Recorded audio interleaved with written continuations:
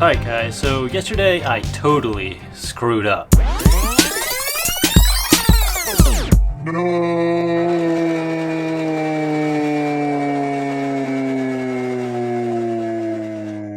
I spent an entire day working on a knife. It was supposed to be an awesome knife, a Spyderco tenacious fixed blade look-alike. That thing would have been awesome, except for the fact that I've never drilled a hole that was visible before in a knife blade. Most of the time when I drill a hole, it's in the knife tang and it's hidden and no one will ever see it. This time though, the hole in this knife is exposed because it's supposed to be a Spyderco copy, sort of, with a couple of modifications. And when I went to drill the hole, I made a big mistake. This is the hole that I drilled. And this is the original tenacious that I was trying to copy. This does not have the hole countersunk. And this one does, because I'm an idiot.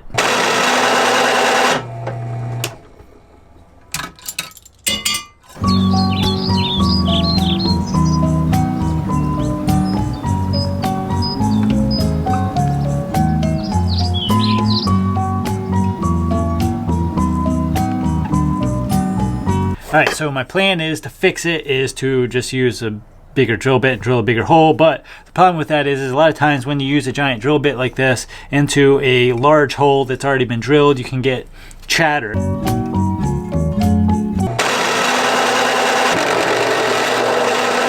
Just like the chatter that happened here with the countersink bit, and you don't get a nice clean precise hole. I'm sure there's a way to drill this without getting chatter, but if there is, I don't know what it is, and I probably don't have a way of doing that. I have like a really basic drill press here and a 5/8 inch drill bit. That's pretty much the tools that I'm working with. So if you know a better way to fix this, let me know, and I'll try it next time.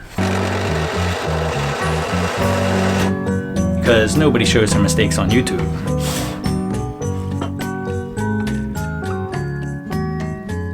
Alright, hopefully this works out this time. Please work. This is a brand new bit. Oh, I was worried about that.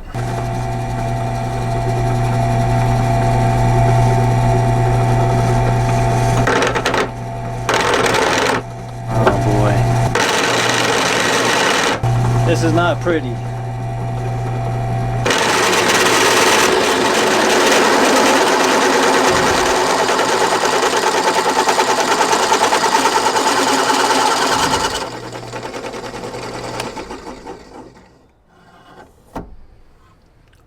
Huh.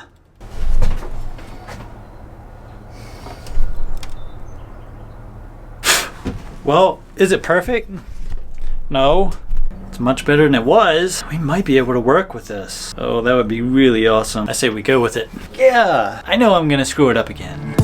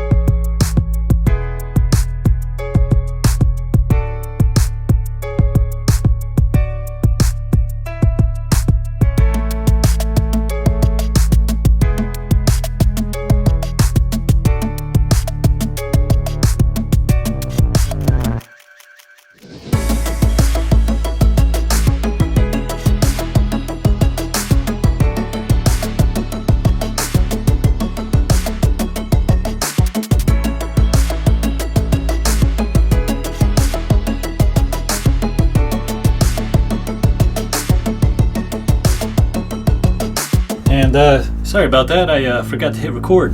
But basically I drilled a couple holes.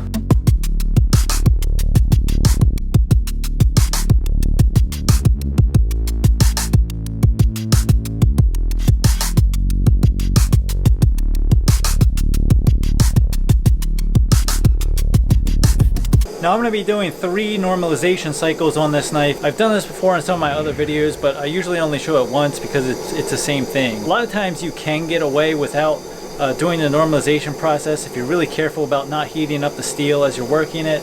And a lot of this stuff comes pre-annealed from the factory. So if you're careful with when you're working it, you don't have to do the normalization process, but it never hurts.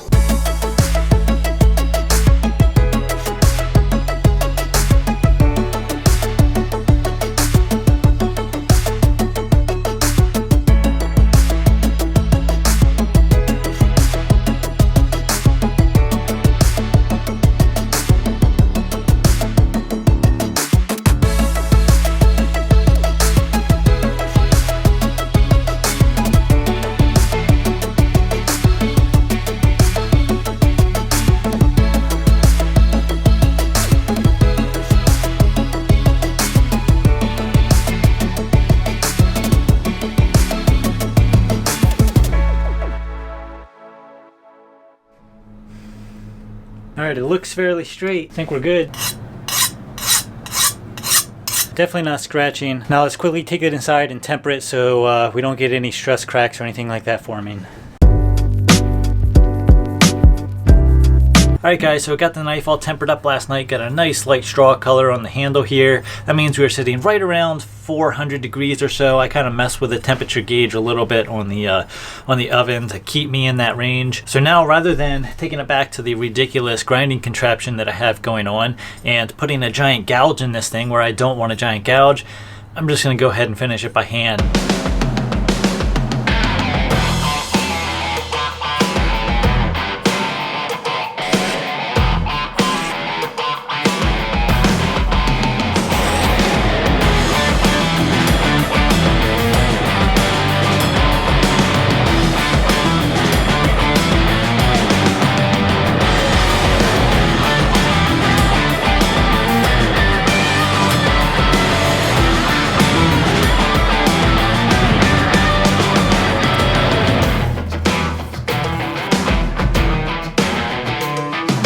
Alright guys, so it's actually a day later and I took this thing up to 1500 grit and then buffed it, and it gives a decent mirror polish, but honestly to get a true mirror polish on this blade I have to take it up to at least 2000, 3000 grit to get an absolute true scratch-free mirror polish. I'm just not liking the look.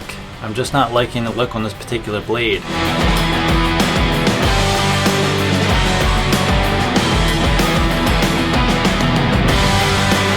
So this kind of satin finish, this 1500 grit satin finish looks a lot better I think than a pure mirror polish does. There's going to be enough contrast there between the blade and the edge once you put a mirror polish on that, and I think it's going to look real nice. So I'm not really going to go any farther than this. I'm going to tape up the blade right now and start working on the scales. I was thinking this was pin material, but it's tubing. I wonder if they sent me the wrong stuff, because, I wonder how it would look if I used tubing as the pins. Let's use tubing as the pins. Oh, I think I cut that one too small. Did I? No, I cut it right. Might look stupid, but oh well.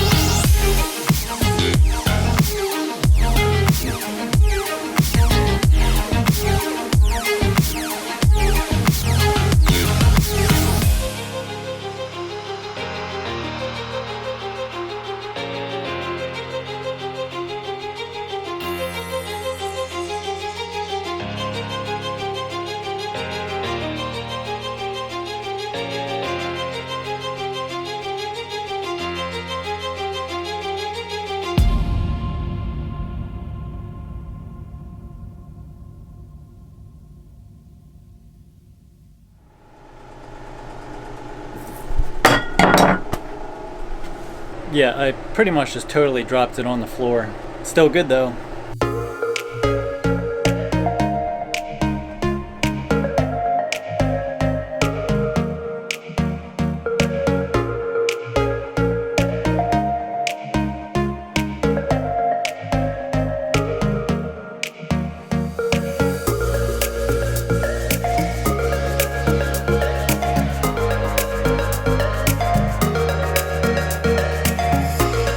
Well guys, that's it for the Spyderco Tenacious fixed blade. Thank you for taking the time to watch. Sorry I didn't bring you along for a little bit more of the building process, but once I got going, I just kept on going. If you like this video, please hit the like button, please hit the subscribe button, and we'll see you in the next video. Thanks for watching.